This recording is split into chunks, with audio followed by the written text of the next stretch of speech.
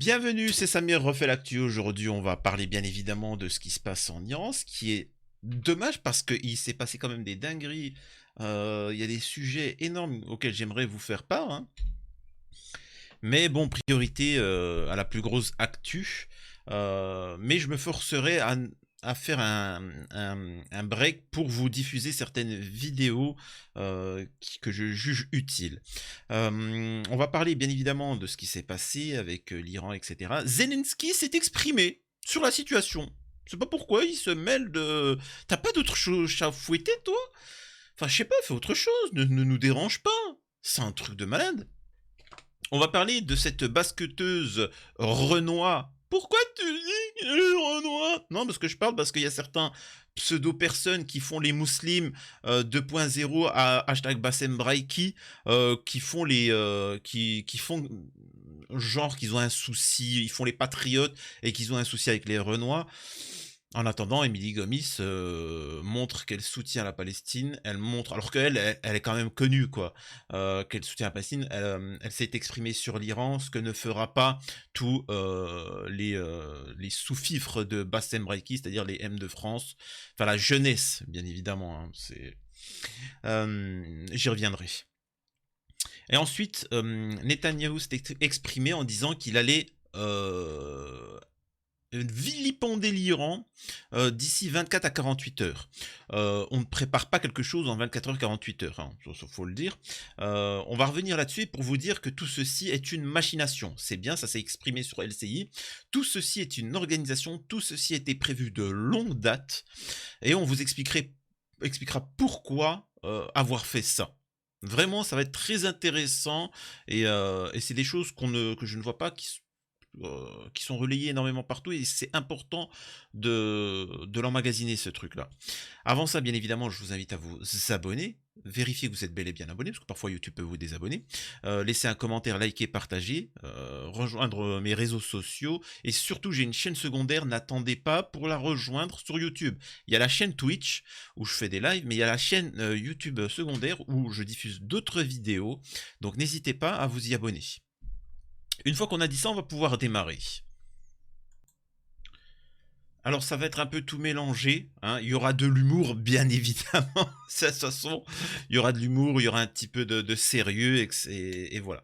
Bon, on va pouvoir démarrer. Allez, c'est parti. Général, il ne fait pas de doute qu'il y aura, d'une manière ou d'une autre, une réponse de la part d'Israël? Israël la veut. Il faut bien comprendre que nous sommes dans une machination qui a été lancée le 1er avril par Netanyahou. Netanyahou était en train de perdre la guerre au Hamas dans lequel il est embourbé. Netanyahou avait perdu le soutien de la population israélienne qui demeurait néanmoins favorable. Je vous le rappelle encore une fois, hein, ça je l'ai dit depuis de longues dates, l'Occident financièrement, enfin économiquement est en train de s'effondrer. J'ai pas besoin de faire une longue analyse là-dessus. Vous êtes en France. Vous savez de quoi je parle, vous le vivez tous les jours. Donc économiquement, elle s'effondre. On ne pourra plus financer les RSA, les aides de tous les Israéliens. On ne pourra plus donner 3000 € par mois à tous les Israéliens parce qu'ils n'ont pas d'économie. Il n'y a rien. Il n'y a pas d'industrie, c'est rien du tout. Il faut savoir que c'est vous qui payez tout, hein. C'est vous, voilà. Enfin tous les pays occidentaux, etc. Donc ils n'auront plus les moyens de faire ça, donc Israël, ils vont devoir travailler, c'est pas leur fort travailler. Pareil, les soldats comprenaient bien que toute l'alliance occidentale, États-Unis, Angleterre, Allemagne, etc., française, israélienne, sont à Gaza et sont en difficulté face à 100 mecs en survêt Lacoste. Imaginez-vous, encore une fois, que la Cisjordanie intervenait. Bon, apparemment, leur situation leur plaît. Imaginez-vous qu'au même moment, le Hezbollah intervient. Imaginez-vous que le Yémen, imaginez-vous que d'autres pays qui soutiennent la Palestine décident d'intervenir. Imaginez-vous que la Syrie, l'Iran... donc, c'était... Et l'image... En fait, l'image de Tzal, ils ont montré leur véritable visage au monde en montrant que chez eux, il n'y a pas de pitié, il n'y a pas de femmes, enfants, priorité aux femmes et aux enfants. Il nous explique que des nouveaux... C'est incroyable. J'aimerais vous montrer, vous savez, il y a ce représentant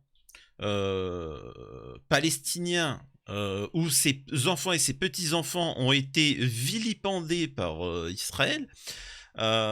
C'est bien de comprendre les objectifs de l'Iran, c'est des objectifs militaires. Les objectifs d'Israël, c'est ça. On n'a pas la même humanité, on n'a pas... Ça veut dire que quand c'était pour viser ça, oh Michel, oh Michel... quand c'est face à des soldats, à une armée, là, bizarrement, ça appelle à une coalition mondiale. Mais les gars, ça fait longtemps que vous l'avez, hein. Arrêtez de faire semblant, je demande. Ils vous mangent dans la main, si vous me racontez. Donc voilà, c'est quoi. Parce que ça, c'est fragile, ça court moins vite. Tu vois, c'est pour ça que... Et ça a moins de force. Mais on verra. On verra. Et le monde, hein, le Sud est préparé. Hein, il est préparé, hein, pour ceux qui s'imaginaient que l'Occident c'est la démocratie, c'est les gentils face aux... Mais non, non, non, ça se passe pas comme ça. Bon, on écoute la suite. Je voulais vraiment vous montrer ce petit truc. Écoutons la suite. Favorable à la guerre Hamas. Netanyahou avait totalement perdu le soutien de l'opinion publique internationale, dont les États-Unis, on le sait. Netanyahou avait un besoin absolu de recréer un soutien politique national et international derrière lui, s'il voulait d'une part être capable de rester aux affaires et d'autre part être capable de terminer sa guerre au Hamas. Donc il lui fallait une nouvelle guerre. Donc il a réalisé un acte tactique qui n'avait aucun intérêt stratégique, qui était la frappe du 1er avril dernier sur l'ambassade d'Iran en Syrie. Il savait que les Iraniens allaient riposter. Sa riposte est déjà prête. Il savait bien évidemment que les Iraniens allaient riposter, et il le dit bien, riposter, et eux, derrière, tout est déjà prêt pour l'escalade, et ensuite vous envoyez, vous et vos enfants, au casse-pipe en Iran. Ah, voilà, c'est ça le but, hein. N'oubliez pas, hein, vos finances, votre argent, tout ça va financer l'action contre l'Iran. C'est uniquement ça, parce que croyez-moi que c'est pas les Israéliens. Je rappelle, hein, que les Iraniens, c'est 90 millions d'habitants. Les Israéliens, c'est 8 millions, hein, et encore, tu vois. C'est 8 millions, dont à peu près 8 millions de touristes, quoi. J'ai envie de te dire. nous obéira pas plus qu'il n'a obéi. Là, il dit quelque chose d'intéressant, écoutez. Syrie. Il savait que les Iraniens allaient riposter. Sa riposte est déjà prête. Il ne nous obéira pas plus qu'il n'a obéi ou suivi les consignes qui lui ont été données par... Ce que vous nous dites, général, ce soir, c'est que Netanyahou voulait cette confrontation. Bien sûr, il la voulait. Pourquoi? Expliquez-moi. Est-ce que quelqu'un est capable ici de m'expliquer pourquoi il aurait frappé le 1er avril, si ce n'est pour obtenir un résultat politique? Il n'y a pas d'action militaire qui ne cherche un résultat politique. Le résultat politique qu'il cherchait, c'était la réunification de l'opinion publique israélienne derrière lui, et il a réussi depuis hier soir. C'était la réunification du soutien international derrière lui.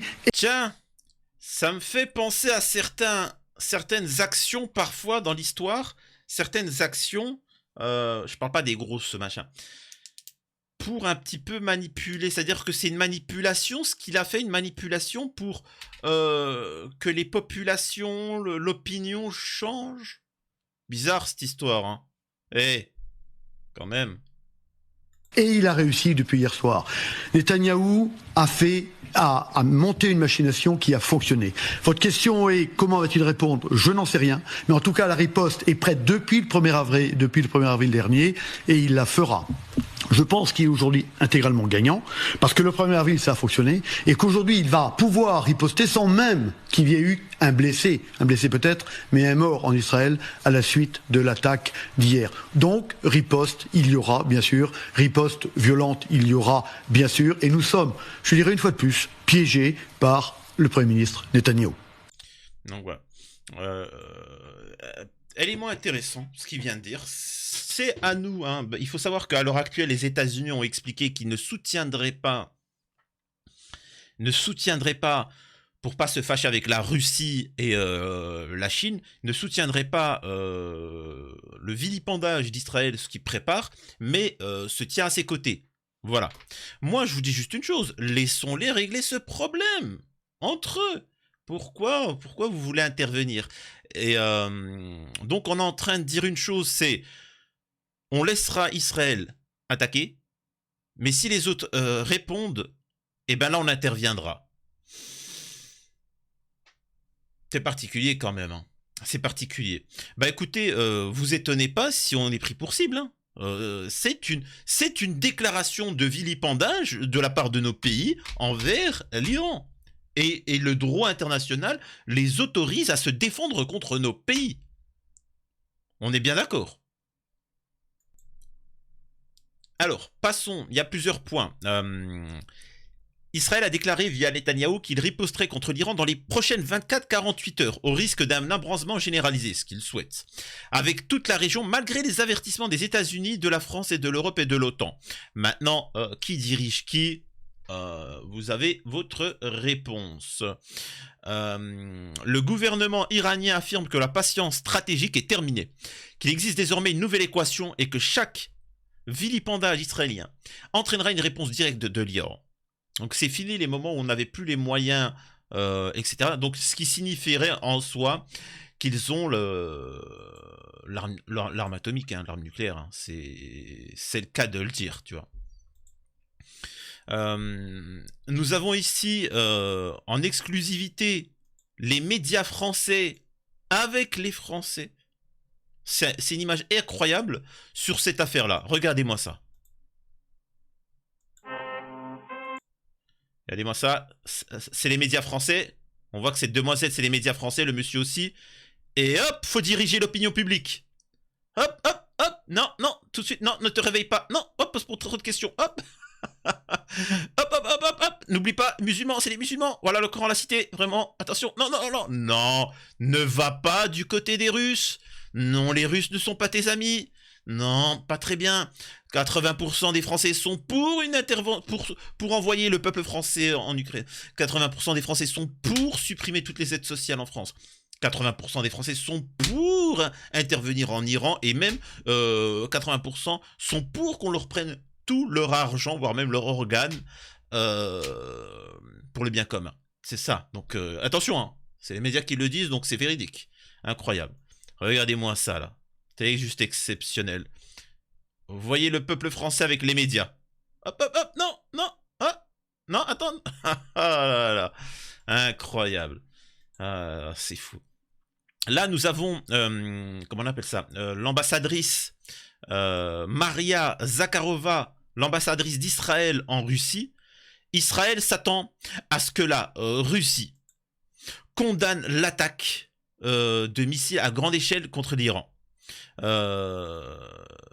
Le ministre des Affaires étrangères de Russie va dire « Rappelez-moi à quand remonte la dernière fois qu'Israël a condamné au moins une des attaques de Kiev contre des régions russes. » Point à la ligne. Rendormez-vous, cassez-vous. Tu vois. Allez voir ailleurs si j'y suis. Ok? C'est comme ça que ça se passe. Regardez aussi cette chose-là. C'est une du JDD. On nous explique que le chef du Hezbollah voudrait vilipender les chrétiens. Le chef du Hezbollah vilipende les chrétiens d'une guerre civile. Alors que la majeure partie des chrétiens, parce qu'il faut savoir que les chrétiens au Liban sont 40% de la population et soutiennent le Hezbollah. Et on nous explique, mais les gars, tant que ça marche en France, ils continuent de vous manipuler. Continue, c'est pas grave. Voilà, c'est quoi les médias français.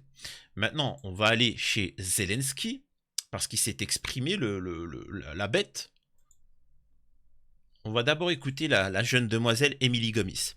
Émilie Gomis, l'ancienne ambassadrice des Jeux de Paris en 2024, a posté ce dimanche sur son compte Twitter un message de soutien à l'Iran, qui a lancé une offensive, non, ils ont un problème, hein, une riposte contre Israël. Émilie Gomis refait parler d'elle. Évincée de la commission des athlètes du comité olympique français, puis démissionnaire de son rôle d'ambassadrice des Jeux de Paris 2024, après avoir reposté des messages polémiques sur ses réseaux sociaux, dénonçant le génocide en Palestine et appelant à un cessez-le-feu, l'ancienne basketteuse a de nouveau pris la parole sur le thème de la géopolitique. Au lendemain de l'attaque de la riposte lancée par l'Iran, Gomis a publié de nouveau un message. L'Iran a le droit de se défendre. Peut-on lire dans ce post accompagné du drapeau iranien. En octobre 2023, quelques jours après ce qui s'est passé, bon voilà, ils reviennent. Gomis n'occupe plus de fonction dans le sport français. Convoqué par la police judiciaire de Paris en février dans le cadre d'une enquête ouverte pour apologie du terreau par le parquet, l'ancienne sportive de 40 ans avait admis une erreur tout en dénonçant un acharnement. Elle avait été écartée de la commission des athlètes et voire même de l'humanité tout court. Voilà. Voilà où c'est qu'on en est en France. Là où même en Israël, on peut critiquer Netanyahou, en France, il est strictement impossible. Alors là, ce que je vais faire, c'est que je vais vous lire plein de titres pour vous dire un petit peu, vous sachiez où c'est qu'on en est, ok? Biden convoquera les dirigeants du G7 ce dimanche. La Chine exprime sa profonde préoccupation. La nuit entière face aux informations, un habitant de Tel Aviv témoigne, on s'en fiche. L'attaque iranienne sur Israël a été déjouée, affirme bien évidemment. Voilà, et c'est pour ça que vous demandez le soutien de tout le monde. L'espace aérien israélien réouvert après la riposte. La LFI condamne la riposte de Téhéran.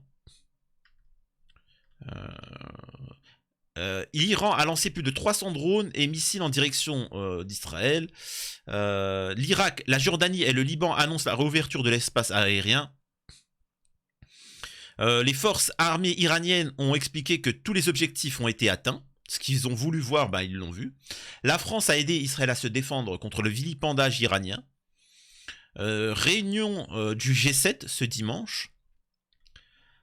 Vous voyez, n'empêche que pour quelques petits drones, le monde entier se réunit. Hein. Quand ça touche, oh Michel, c'est bizarre. Les youtubeurs, les instagrammeurs, etc., ils sont tous là pour dire non, non, non, mon ami. Bizarrement, ils en parlent tous, ils sont tous un petit peu en panique. Vous avez pas vu? Ouais, mais attendez. L'autre, il parle.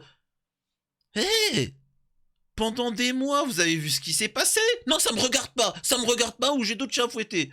2 drones ont été envoyés, ils sont là. Oh, oh. Vous avez vu le G7 réuni, etc.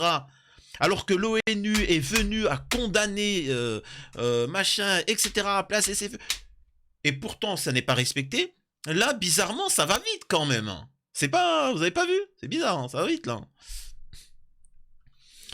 Continuons.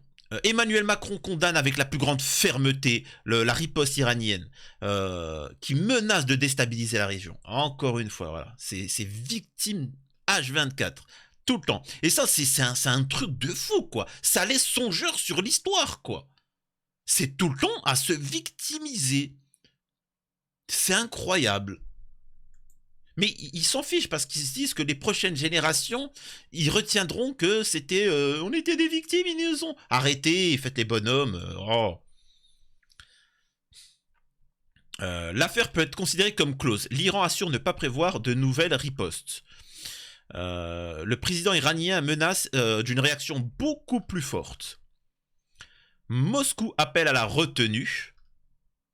L'OTAN condamne l'escalade de l'Iran et s'excuse auprès de Dieu le Père Israël, tu vois, et appelle à la retenue pour l'Iran, mais de la dureté pour Israël. Voilà, c'est particulier quand même.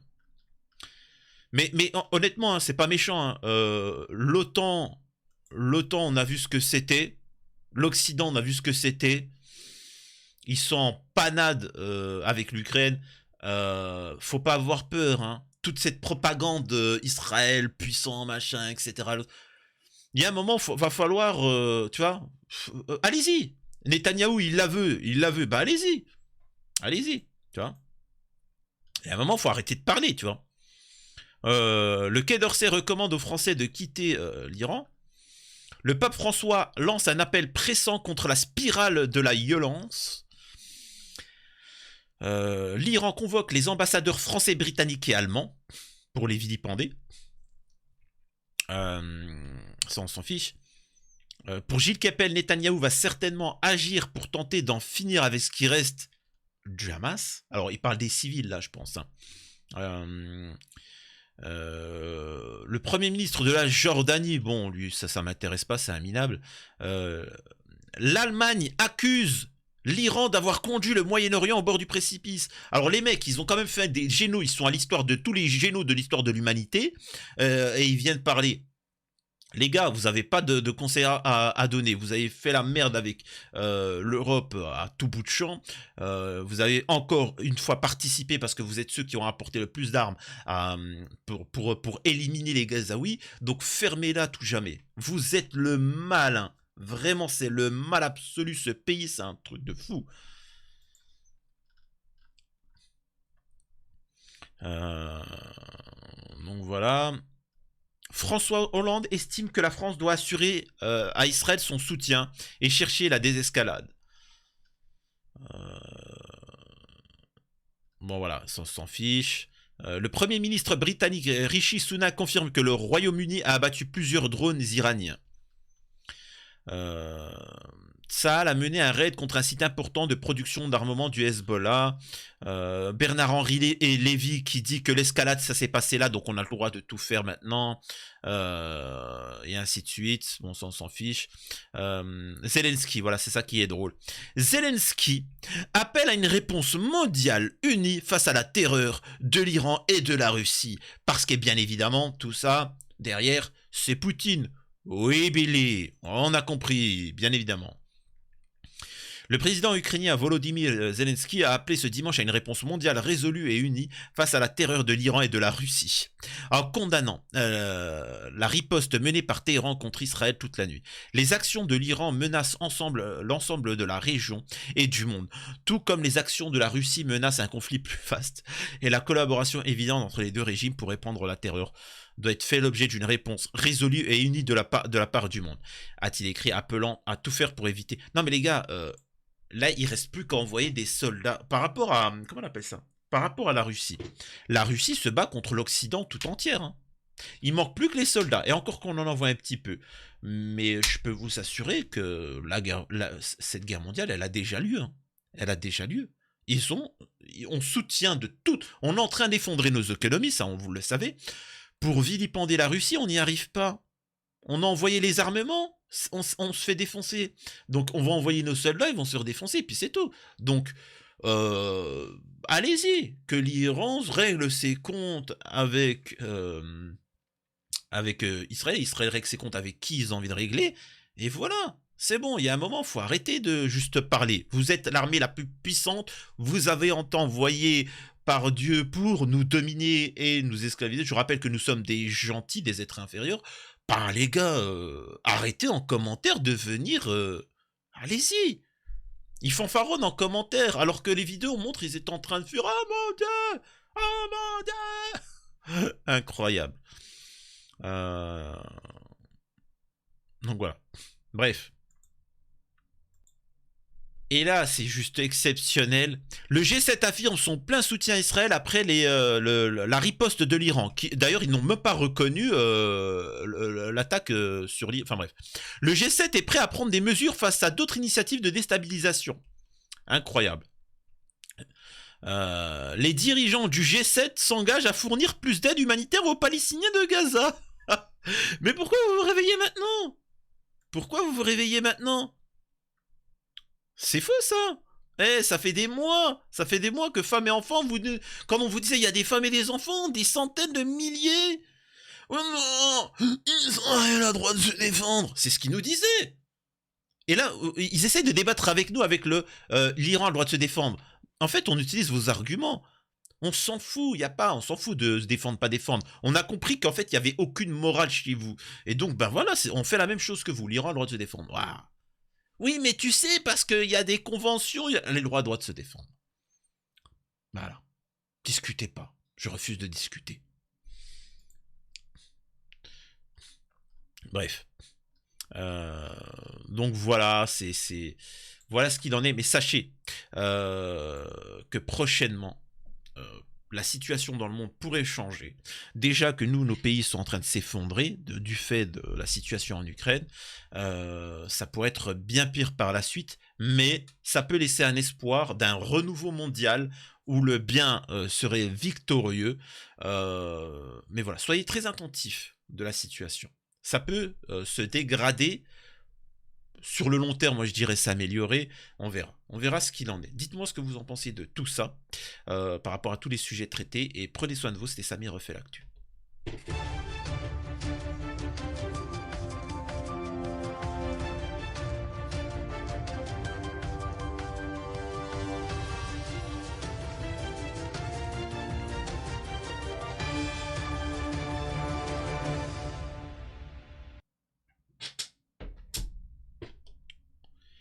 Sinon, qu'est-ce que je voulais vous dire? Je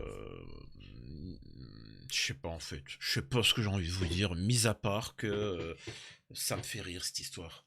Ça me fait rire doucement, gentiment. Les gens se rendent pas compte de ce qui est en train de se passer. Euh, mais tant mieux. Tant mieux. C'est-à-dire qu'on a une génération des gens qui ne s'en rendent pas compte, c'est des enfants, ils ne comprennent pas en quoi ça nous implique, ils ne comprennent pas que nous faisons du mal un peu partout dans le monde et qu'il y a des conséquences. Eh ben c'est pas grave, on va les payer les conséquences. La Chine, la Russie, l'Iran, les pays du Golfe, etc. vont vous le faire comprendre, malheureusement. Allez, à la prochaine.